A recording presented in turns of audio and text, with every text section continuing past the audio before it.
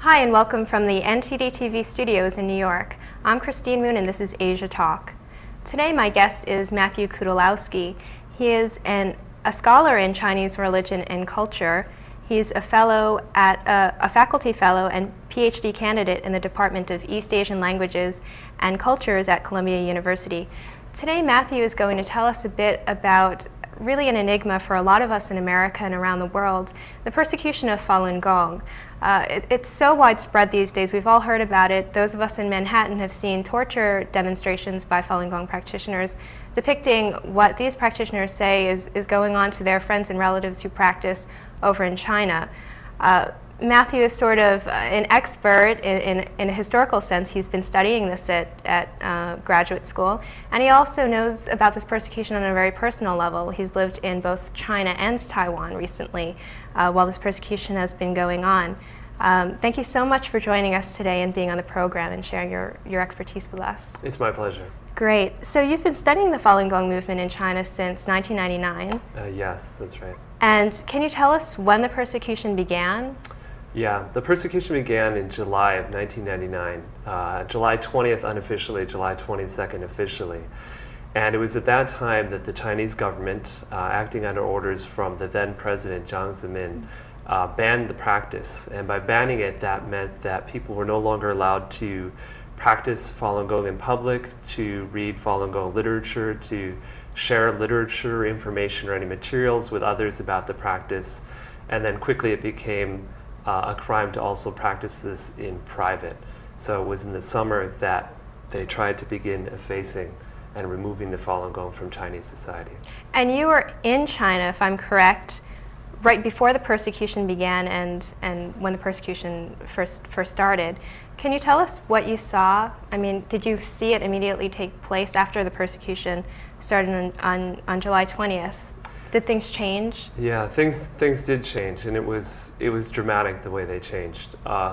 Literally overnight, the face of Falun Gong publicly in China changed, and the landscape of Chinese parks and public society began to change as well.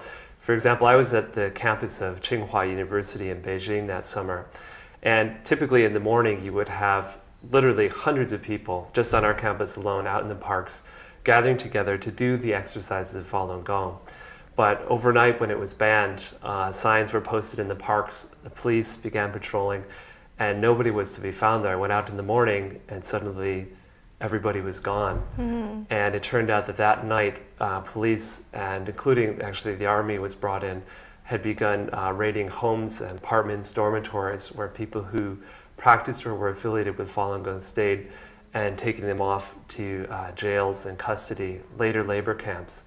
So there was a climate of fear, you could say, on the campus that gripped people. It was very palpable. Right, and Tsinghua is the sort of the Chinese Harvard, right? It's a very famous university in China. That's right. For viewers who may not. That's right, and that might have been part of it, is that the Chinese government wanted to make an example of my university, another one nearby, Beida, which were prominent, and to strike hard, as they say, at these places first. Right, and I also hear that you were in Taiwan as well, I think just a year or two ago. That's right. What was the situation there like? I mean, it's a similar culture, if I'm correct. It's Chinese culture.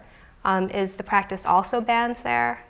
No, it's really, I think you could say, a study in contrast. In Taiwan, you have a democratic society, and it has been for a number of years now. And there is tremendous freedom of belief, freedom of expression, assembly. Human rights are very well ensured in Taiwan. And so when you have that absence of the Chinese Communist Party, where there's an intolerance of free expression of belief in the mainland of China, Taiwan, you don't have that. So Falun Gong is very much mainstream in Chinese Taiwan, that is, in ways that you might think of jogging here. It's something a lot of people do. Everybody I talk to knows somebody who practices it. And across the board, people had something good to say about it. And this also includes VIPs, the president. All sorts of people, that's right. People at all levels of society seem to be very welcoming, supportive of the practice. And I think they see it as part of that traditional heritage and culture that is Chinese and is shared across both sides of the Taiwan Strait. I do want to talk about that a little later in the program, but to get back to the situation in China. So it's almost like polar opposites, the situation in China and then in Taiwan today. That's regarding right. Falun Gong. What is it about China? I mean, what is it about maybe the political landscape that allows this persecution to happen?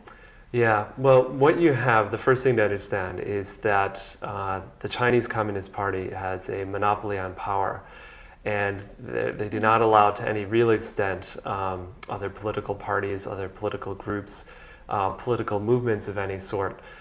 They control the media, they control the expression of religious belief, and so there's really a top-down imposition of control and order in the society. Anytime a group becomes very large and the party feels it's not something that it can regulate or have a hand in the development, evolution of, begins to become uncomfortable with that group.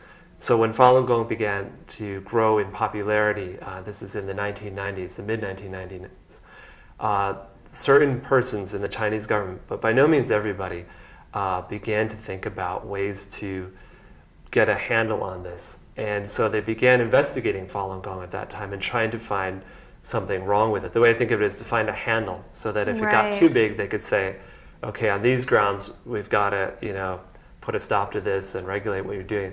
But the 3 investigations that did take place under the Public Security Bureau did not find any problems with Falun Gong. And so from what we can tell so far of the evidence, it looked like certain persons in the government then began to try to foment some type of conflict so that they could justify banning the Falun Gong. Right, and I've heard that propaganda, the use of propaganda in China is quite widespread.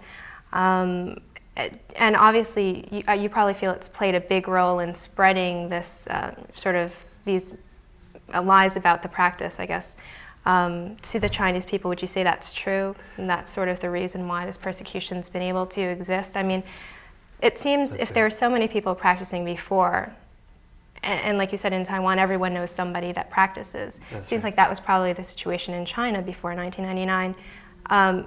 It seems to me highly, I just can't understand, and I'm sure that our viewers have trouble understanding how this persecution can go on if it's really only a few people in the government, unless there's a huge propaganda campaign to sort of twist people's ideas of what this practice is really about. I think that's fair. Yeah, I think if you look at studies of massive violence perpetrated against another group in different societies and settings, usually one of the main precursors to violence, especially we're talking about state-perpetrated violence. This is violence done to citizens by instrumentalities of the Chinese government.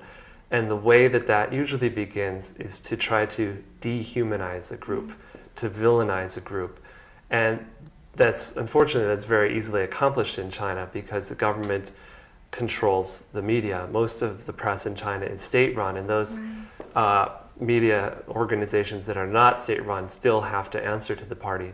So the first thing they really tried to do was to begin to change public perception of Falun Gong so that it could do things to these people.